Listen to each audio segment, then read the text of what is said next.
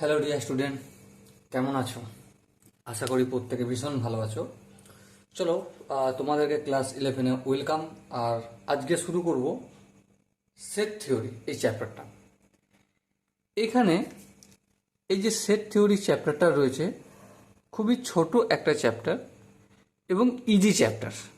ওকে, কিন্তু এই set theory চ্যাপ্টারটা যদি একবার আমি ভালো করে বুঝি, তাহলে সিকোয়েন্স অ্যান্ড সিরিজ এই চ্যাপ্টারটা আমরা ভালো করে শিখতে পারবো, বা কোনো ট্রাভেল আসবে না। প্রবাবিলিটি বলে যে চ্যাপ্টারটা রয়েছে সেটাও আমরা ভালো করে শিখতে পারবো, আর জিওমেট্রি এটাও ভালো করে শিখতে পারবো। তার সাথে সাথে রিলেশন অ্যান্ড ফাংশন এই যে চ্যাপ্টারটা রয়েছে না, রিলেশন অ্যান্ড ফাংশন, এই চ্যাপ্টারটা ডাইরেক্ট অ্যাপ্লাই আমরা দেখতে পারবো সেট থিওরির। তো সেট থিওরি চ্যাপ্টারটা ছোট, এটা ঠিকের কথাই, কিন্তু সেট থিওরি যদি একবার আমরা ভালো করে প্রতিটা কনসেপ্ট যদি বুঝে নিই, তাহলে আমাদের অঙ্কের ভিত মজবুত হয়ে যাবে। ওকে, তো সেই জন্যই সেট থিওরি চ্যাপ্টারটা আমরা মন দিয়ে ভালো করে শিখে নেবো, কনসেপ্টগুলো ক্লিয়ার করে নেব। তাতে তাতে কি হবে, সেট থিওরি চ্যাপ্টারটা থেকে যদি কোনো কোশ্চেন আসে সেটা তো পারবই। তার সাথে সাথে আদার যে চ্যাপ্টারগুলো রয়েছে, sequence and series, probability, geometry, relation and function, এই চ্যাপ্টারগুলো আমরা খুবই সুন্দরভাবে করতে পারবো। ওকে, তো চলো আজকে শুরু করছি আমাদের সেট থিওরি। প্রথমে জানবে সেট থিওরি চ্যাপ্টারটা ডেভেলপ করেছিলেন একজন জার্মান ম্যাথামেটিশিয়ান। কি নাম? George contour. জর্জ কন্টুর ইনি একজন জার্মান ম্যাথামেটিশিয়ান ছিল। এবার ব্যাপার হচ্ছে যে সেট থিওরি কি জিনিস, সেট থিওরি কাকে বলে। দেখো, সেট থিওরি কাকে বলে। সেট থিওরি এই যে, আমি একটু লিখে নিই ডেফিনেশনটা। Set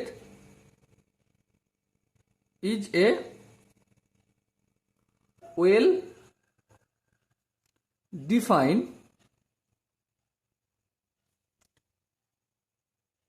collection of object. A set is a well defined collection of object. এর মানেগুলো আমরা ভালো করে বুঝবো। এখানে দেখো, ওয়েল ডিফাইন্ড,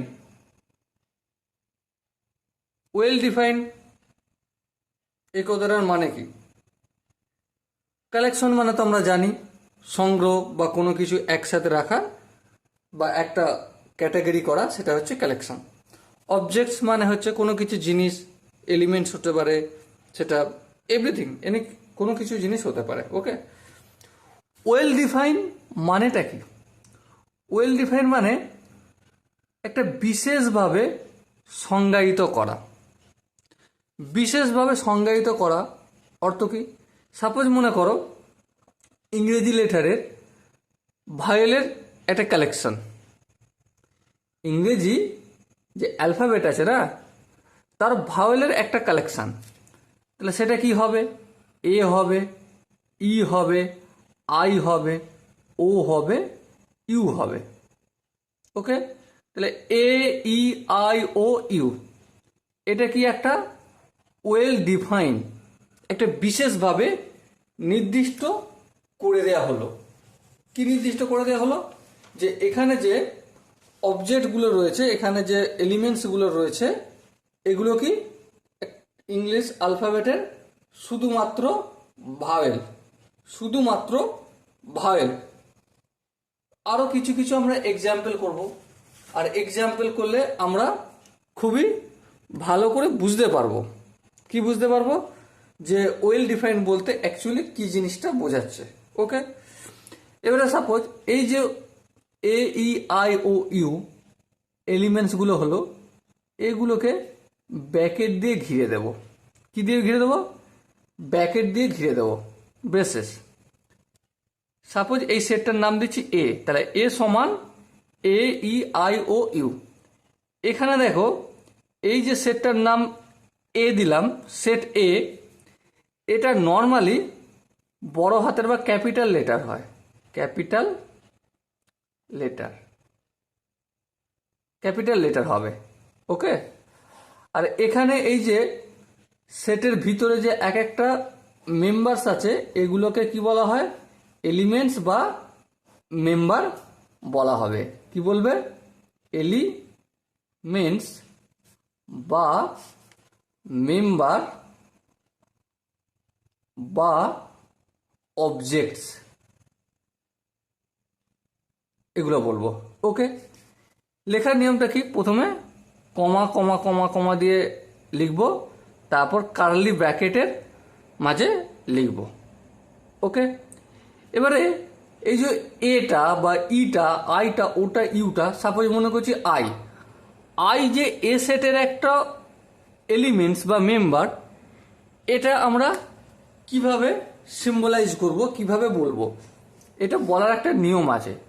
এটা যেমন ধরো আই লিখলাম, I,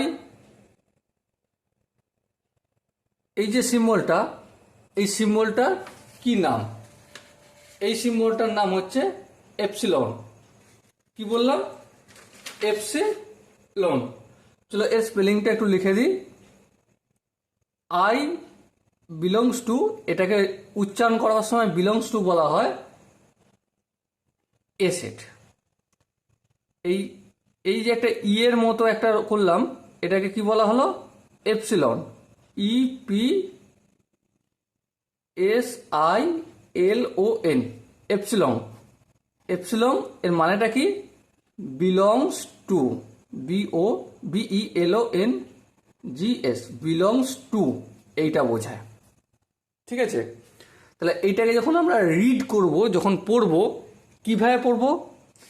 I belongs to A. Okay, suppose এখানে যে আমি এক্সাম্পলে লিখেছি, এ একটা সেট যার এলিমেন্টস হচ্ছে a e i o u. Suppose মনে করো বি লিখলাম, তারপর এপসিলন চিহ্নটা দিলাম, তারপর এ লিখলাম, মানে বি বিলংস টু এ। এই সেটটার সাপেক্ষে এটা কি ঠিক লিখলাম? না, ঠিক লিখলাম না। তাহলে এখানে এই বিলংস টুটা কি হয়ে যাবে? এইভাবে একটু হেলা দাঁড়ি দিয়ে কেটে দেবো। এই যে চিহ্নটা এসে দাঁড়ালো এখানে, এটার মানেটা কি? Does not, does not belong to. এই এপসিলনের চিহ্ন দিলাম, তারপরে একটু কেটে দিলাম হেলাদানি দিয়ে, এটার মানেটা কি এসে দাঁড়ালো? Does not belongs to. Okay, আশা করি সেট সম্বন্ধে মোটামুটি একটা কনসেপ্ট ক্লিয়ার হয়েছে। সাপোজ মনে করো যে ভারতের বিখ্যাত কবিদের সেট বা কবিদের কালেকশন, ভারতের বিখ্যাত কবিদের কালেকশন। দেখো, বিখ্যাত কবি রবীন্দ্রনাথ টেগোর, ঠিক। মুন্সি প্রেমচাঁদ, হ্যাঁ ঠিক। এটা আমি বললাম। তুমি হয়তো বলবে যে হ্যাঁ স্যার, রবীন্দ্রনাথ ঠাকুর, মুন্সি প্রেমচাঁদ হলো, তুমি বললে কি নজরুল ইসলাম, মাইকেল মধুসূদন দত্ত। তাহলে লক্ষ্য করো একটা জিনিস মন দিয়ে, আমি যে বললাম আবার তুমিও বললে, এখানে ম্যান টু ম্যান ভ্যারি করলো। কি করলো? ম্যান টু ম্যান ভ্যারি করলো। তাহলে এখানে কি ওয়েল ডিফাইন কথাটা কি স্যাটিসফাইড করলো? করলো না। তাহলে ওটা কি সেট বলবো? না, ওটাকে আমরা সেট বলবো না। চলো কয়েকটা এক্সাম্পল আমরা এখানে করে নিই প্র্যাকটিস, যাতে কি করে বুঝতে পারবো যে এই জিনিসগুলো সেট না সেট নয়। ওকে, লক্ষ্য করো এখানে একটা আমি এক্সাম্পল লিখেছি যে collection of a month of A year with beginning letter J. J দিয়ে একটা মাসের নাম, একটা বছরে মাসের নাম, সে তার কালেকশন। সাপোজ আমি মনে করছি সেটটার নাম দিচ্ছি আমি এ, নাম দিলাম। ঠিক আছে, এরপর দেখো যে দিয়ে কোন কোন মাস শুরু হয়। প্রথমেই আমি জানুয়ারি পেয়ে যাব, তারপরে ফেব্রুয়ারি হবে না, ফেব্রুয়ারি হবে না, মার্চ হবে, হবে না, এপ্রিল হবে না, মে হবে না, তারপর জুন হবে, জুনের পর জুলাই হবে, তারপর August, September, October, November, December. তাহলে এই যে জানুয়ারি, জুন আর জুলাই, এই যে সেটটা পেলাম, the collection of a month of A year with beginning letter J, মানে যে লেটার দিয়ে শুরু হয়েছে এমন একটা বছরে মাসের নামগুলো লিখতে বললো। তো তাহলে এখানে সেটটার নাম আমি কি দিলাম, এ সেট। এখানে তিনটে এলিমেন্টস পেলাম। কি পেলাম? তিনটে এলিমেন্টস, একটা জানুয়ারি, একটা জুন আর একটা জুলাই। এক্ষেত্রে লক্ষ্য করো, ওয়েল ডিফাইন হয়েছে কি হয় না? হ্যাঁ, ওয়েল ডিফাইন কথাটা প্রযোজ্য হয়েছে কি হয় না? ওয়েল ডিফাইন এই কথাটা এখানে ইউটিলাইজ হয়েছে? হ্যাঁ হয়েছে। কেন হয়েছে মন দিয়ে একটু ভেবে দেখো। আমি যদি এই এক্সাম্পলটা বলি, জানুয়ারি বলবো, জুন বলবো, জুলাই বলবো, এই কোশ্চেনটা দেখে এই সেটটা লিখবো। আবার তুমি যদি বাড়িতে বসে বসে ভাবো যে হ্যাঁ, একটা বছর যেখানে মাসগুলো যার যে লেটার দিয়ে শুরু হয়েছে সেগুলো কি হবে, তুমিও জানুয়ারি বলবে, জুনই বলবে আর জুলাই বলবে। এক্ষেত্রে তোমার আর আমার কোনো রকম মতের মিল, এই বিভেদ হবে না। কেন বিভেদ হবে না? কারণ এই যে লেটার জে, এটাকে আমরা কি করেছি, ওয়েল ডিফাইন করেছি। কি করেছি? একটা নির্দিষ্টভাবে সংজ্ঞায়িত করে দিয়েছি, একটা নির্দিষ্টভাবে বলে দিয়েছি।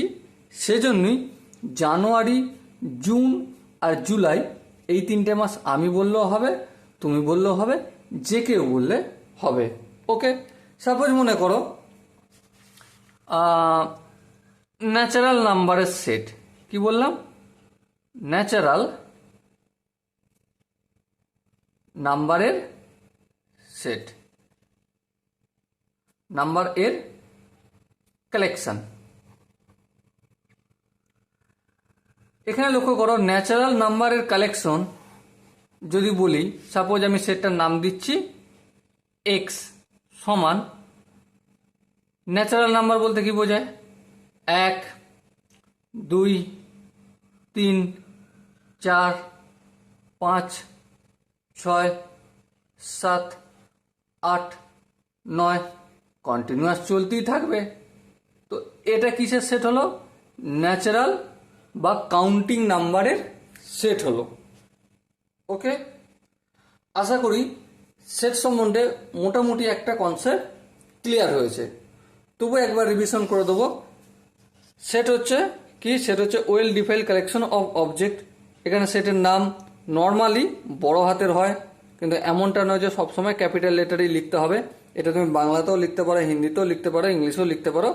এটা কোনো হার্ড অ্যান্ড ফাস্ট রুল নয়, এটা বিভিন্ন সময় পরীক্ষক চাইলেই চেঞ্জ করতে পারে। এরপর এই যে কার্লি ব্রেসেসটা রয়েছে, কার্লি ব্রেসেস এর ভিতরে যে এলিমেন্টসগুলো রয়েছে সেগুলো নর্মালি ছোট হাতের হয়, ঠিক আছে? কিন্তু কিন্তু কিন্তু কি, কিন্তু এগুলো, এটা যে বললাম যে ছোট হাতের হয় এমনটা না যে সবসময় হয়, এটা পরীক্ষক চাইলেই কিন্তু চেঞ্জ করে দিতে পারে। এর মাঝে মাঝে ব্রেসেসের মাঝে মাঝে এই যে এলিমেন্টস এলাম, দুটো এলিমেন্টসের মাঝে একটা করে কমা হবে। ওকে, আশা করি বোঝা গেছে। এরপর এই যে এ ই আই ও ইউ, এই যে এলিমেন্টসগুলো, এগুলো এ সেটেরই একটা এলিমেন্টস। এটা কিভাবে বুঝবো? এখানে দেখো ই এর মতো একটা চিহ্ন দিয়েছি, এর মানে হচ্ছে এপসিলন চিহ্ন। এপসিলন বলা হয়, কিন্তু এটা রিড কিভাবে করতে হয়? আই বিলংস টু এ। আর ধরো কোনো একটা লেটার, কোনো একটা এলিমেন্ট যেটা এ সেটের মধ্যে নেই, তাহলে সেটাকে এপসিলন চিহ্ন দিয়ে ক্রস করে দেবো। ওকে, সেটাকে রিড করব কিভাবে? যেমন ধরো বি, বিটা তো এখানে নেই, তাহলে B does not belongs to A, এভাবে আমরা রিড করব। ওকে, সো আশা করছি সেট সম্বন্ধে মোটামুটি একটা কনসেপ্ট ক্লিয়ার হয়েছে। চলো এরপর আমরা সেট প্রেজেন্টেশন সম্বন্ধে আলোচনা করব। সেট রিপ্রেজেন্টেশন নর্মালি দুভাবে করা হয়। একটা হচ্ছে রোস্টার ফর্ম, রোস্টার অথবা এটার আর একটা নাম আছে কি, ট্যাবুলার, ট্যাবুলার ফর্ম। আর 2 নম্বরটা কি, 2 নম্বর হচ্ছে set builder, set builder or property, property form. তাহলে এখানে সেট রিপ্রেজেন্টেশন দুটো মেথড আমরা জানলাম, একটা হচ্ছে রোস্টার বা ট্যাবুলার ফর্ম, একটা হচ্ছে সেট বিল্ডার বা প্রপার্টি ফর্ম। এবারে প্রশ্ন হচ্ছে যে রোস্টার ফর্ম এটাকে কাকে বলে এটা বুঝবো।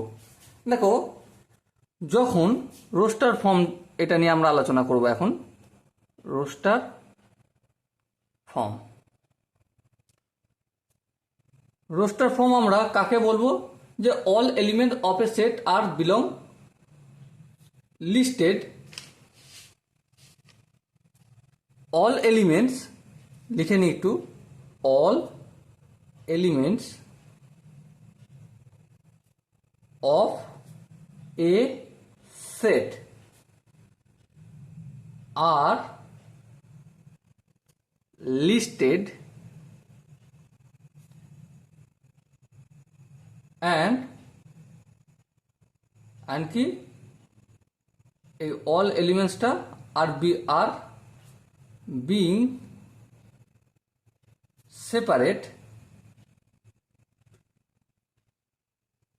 separated by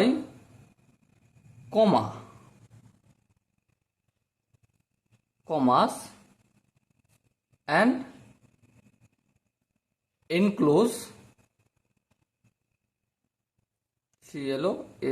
enclosed by braces, এটা ব্র্যাকেটে। ওকে, দেখো, all elements of a set are listed and separated by comma, enclosed by braces, এই তিনটের মানে বুঝবো। অল এলিমেন্টস, সাপোজ মনে করো এই একটা সেট, এ সেটের 3টে এলিমেন্টস আছে। কটা এনিমেল? 3টে এলিমেন্টস আছে। Enclose by braces, curly braces দিয়ে এটা কি হবে, কার্লি ব্রেসেস দ্বারা এটাকে ক্লোজ করতে হবে আর ওপেন করতে হবে। বেশ, বোঝা গেল। আর কি বলেছে, all elements of a set are listed, list আকারে থাকবে। সাপোজ মনে করো ডি ফর ডন একটা এলিমেন্ট, এরপর জঙ্গলি বিল্লি এটা একটা elements, J for jungli billi. আর ডন হলো, জঙ্গলি বিল্লি হলো, আর হচ্ছে বর্ধন একটা এলিমেন্টস। তাহলে ডি জে বি, এটা বড় হাতের করেছি, এটা ছোট হাতের বড় হাতের, নর্মালি ছোট হাতের করা হয় কিন্তু আমি এটা বড় হাতের করে ফেলেছি। ওকে, আচ্ছা ঠিক আছে, চলো এটা ক্যান্সেল করে আমি ছোট হাতেরই করছি। D for Don, J for jungli billi, আর বি ফর বর্ধন। ওকে, এবার দেখো এখানে এটা যে লিখলাম, এই যে ডি একটা এলিমেন্টস, জে একটা এলিমেন্টস আর বি একটা এলিমেন্ট, এটাকে লিস্ট আকারে করা হয়েছে। হ্যাঁ, লিস্ট আকারে করা হয়েছে। এই দুটো এলিমেন্টসের মাঝে একটা করে কমা দেওয়া হয়েছে। হ্যাঁ, একটা করে কমা দেওয়া হয়েছে। আর এটা কার্লি ব্র্যাকেটস দিয়ে কি করা হয়েছে, শেষ করা হয়েছে। কার্লি ব্র্যাকেটস পুরো এলিমেন্টসগুলোকে ঘিরে দিয়েছে। ওকে, তাহলে এখানে একটা জিনিস লক্ষ্য করো, এটাকে রোস্টার বা ট্যাবুলার ফর্ম আমরা কেন বলছি, কারণ এটা টেবিলের আকারে বা লিস্টের আকারে রয়েছে, তাই না? সেই জন্য এটাকে রোস্টার ফর্ম বলা হচ্ছে। এখানে একটা জিনিস নোট করতে হবে। কি নোট করতে হবে, যে কোনো এলিমেন্টস রিপিট হবে না। কি হবে না? Don't repeat any elements in a set, in a same set. don't repeat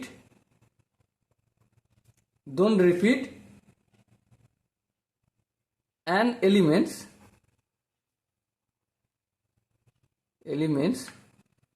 of A same set, same set মানে একই সেটে এলিমেন্টসগুলো রিপিট হবে না।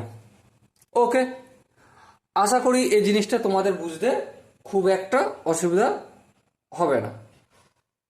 চলো আমরা এটা কি শিখলাম, রোস্টার ফর্ম বা ট্যাবুলার ফর্ম লিখতে কিভাবে হয়। লিখতে হয় তো all elements of a set are listed, list আকারে লিখতে হয়, and being separate by comma, comma comma দিয়ে সেপারেট করতে হয়, and enclose by braces, braces দিয়ে ক্লোজ করতে হয়। ওকে, মানে ব্রেসেসের মাঝে লিখতে হবে। ওকে, বোঝা গেল। এবার ব্যাপার হচ্ছে সেট বিল্ডার বা প্রপার্টি ফর্ম কাকে বলে, এই জিনিসটা একটু জানবো। কি বললাম, সেট বিল্ডার, সেট বিল্ডার বা এটাকে আরেকটা বলা হয় কি, প্রপার্টি ফর্ম। মন দিয়ে একটা জিনিস লক্ষ্য করো, সেট বিল্ডার বা প্রপার্টি ফর্ম এই কথাটা থেকে কি বোঝা যাচ্ছে। মানে এখানে এই যে বললাম ব্রেস এইসব থাকবে, এখানে এলিমেন্টসগুলো লেখা থাকবে না। কি থাকবে, এখানে থাকবে এলিমেন্টসের প্রপার্টিটা লেখা থাকবে, মানে ধর্মটা, এলিমেন্টস যেই ধর্মে আছে সেই প্রপার্টিটা লেখা থাকবে। ঠিক আছে, এখানে কি লেখা থাকবে, property of element, property of elements. Okay, তাহলে এই যে জায়গাটা, এই জায়গাটা কি লেখা থাকবে, প্রপার্টি অফ এলিমেন্ট। এবারে এটাকে সেট বিল্ডার কেন বলা হয়, কারণ এই সেটটা এই প্রপার্টিগুলো থেকে সেট তৈরি করা হয়, সেই জন্য এটাকে সেট বিল্ডারও বলা হয় বা প্রপার্টি ফর্মও বলা যায়। সাপোজ আমি একটা এক্সাম্পল দিয়ে তোমাদের দেখাই যাতে তোমাদের বুঝতে সুবিধা হবে। সাপোজ মনে করো এই একটা সেট, বেশ সমান চিহ্ন দিলাম, বেশ দিলাম, এরপর কার্লি ব্রেসেস দিলাম, এরপর এক্স লিখলাম। এখানে দেখো এই যে চিহ্নটা দিলাম এটা দিতে পারি, অথবা এর পরিবর্তে আমি এখানটা দেখাচ্ছি না, এই চিহ্নটা দিতে পারি। ওকে, এবারে এই চিহ্নটার মানে কি, সাচ দ্যাট, এই যে কোলন দিলাম বা এই চিহ্নটা দিতে পারি, যে কোনো দুটোর মধ্যে যে কোনো একটা দিতে পারি।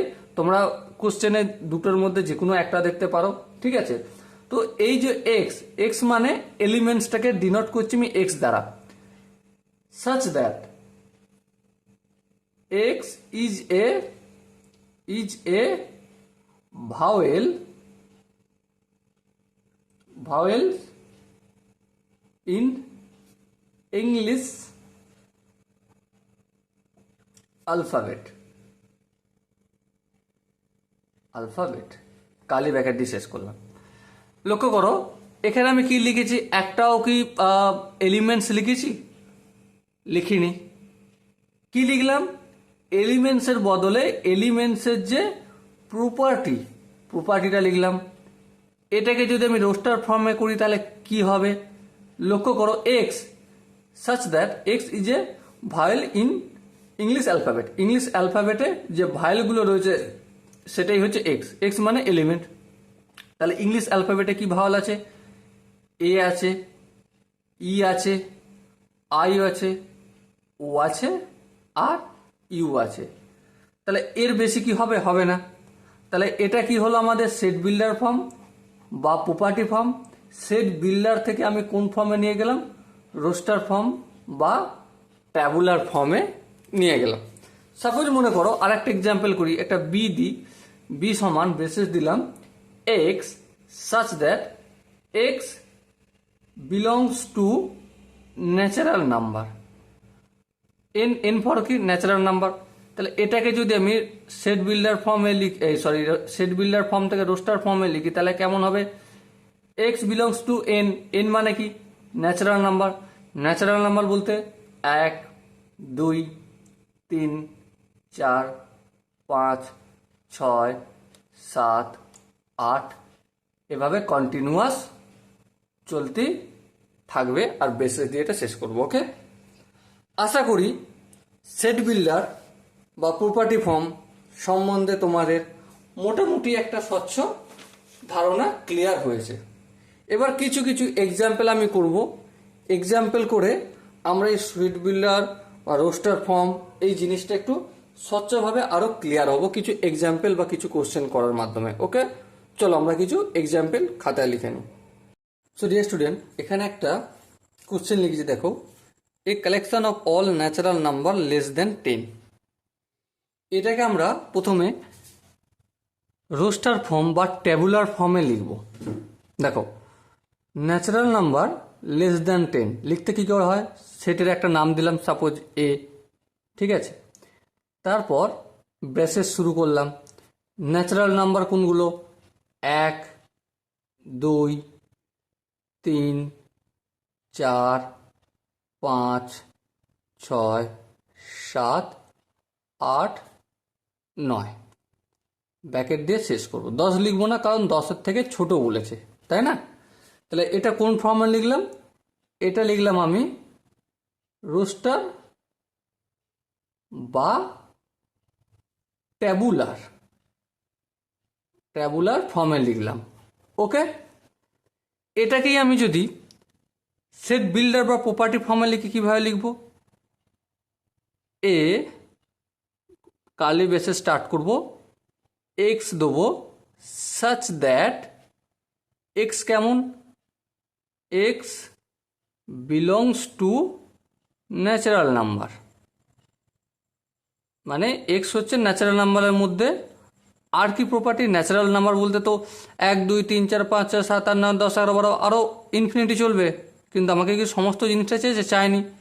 তাহলে এখানে আরেকটা জিনিস লিখতে হবে যে ন্যাচারাল নাম্বার লেস দ্যান 10, এটাও আমাকে লিখে দিতে হবে। ওকে, সো ডিয়ার স্টুডেন্ট, তোমরা নিশ্চয়ই খুবই ভালো করে বুঝতে পেরেছো যে কিভাবে রোস্টার ফর্ম আর কিভাবে ন্যাচারাল এ ফর্ম সেট বিল্ডার বা প্রপার্টি ফর্মে লিখতে হয়। ওকে, সো এরপর আমরা যে জিনিসটা শিখব সেটা হচ্ছে কিছু সিম্বল, কিছু নোটেশন শিখব। নোটেশন কি, নোটেশন, সাপোজ এন, এন বলতে কি বোঝায়, এন বলতে set of natural number. Okay, set of natural number. Natural নাম্বারের পর কি আছে, হোল নাম্বার, যেটা 0 থেকে শুরু, তাহলে সেট অফ হোল নাম্বার, বুঝে গেল নিশ্চয়ই। হোল নাম্বারের পর কি পাবো আমরা, হোল নাম্বারের পর পাবো ইন্টিজার। কি পাবো, ইন্টিজার। এই ইন্টিজারকে আমি কি দ্বারা ডিনোট করব, জেড দ্বারা ডিনোট করব। তাহলে set of INTEGERS, integers number. বেশ, জেড ছাড়া আর একটা জিনিস দিয়ে ডিনোট করা যায়, যেটা হচ্ছে আই দ্বারা। ওকে, এবারে যদি পজিটিভ ইন্টিজার হয় সেখানে পজিটিভ হয়ে যাবে, যেমন আই প্লাস হয়ে যাবে, অথবা যদি জেড প্লাস হয়ে যাবে। আবার যদি সেটা নেগেটিভ হয়, আই মাথার কাছটা কি হয়ে যাবে, মাইনাস হয়ে যাবে, আর এটা হচ্ছে জেডটা, জেড মাথার কাছটা মাইনাস হয়ে যাবে। ওকে, এটা পজিটিভ আর নেগেটিভ। এবারে যদি কোনো জায়গায় আর থাকে, আর কি বলবো, আর মানে সেট অফ রিয়েল নাম্বার। ওকে, এবারে আর প্লাস মানে বুঝতে পারছো সেটা পজিটিভ রিয়েল নাম্বার, আর মাইনাস মানে সেটা নেগেটিভ রিয়েল নাম্বার। আর যদি শুধু আর থাকে তাহলে পজিটিভ নেগেটিভ দুটোই হবে। ওকে, এরপর দেখো রেশনাল নাম্বার। রেশনাল নাম্বারকে কিউ দ্বারা ডিনোট করা হয়। কি বললাম, রেশনাল নাম্বারকে কিউ দ্বারা ডিনোট করা হয়। তাহলে set of rational number Q দ্বারা ডিনোট করব। বেশ, এবার পজিটিভ নেগেটিভ নিশ্চয়ই তোমরা বুঝতেই পারছো, সেটা প্লাস মাইনাস হয়ে যাবে। এবারে ইরেশনালটাকে কিভাবে ডিনোট করব,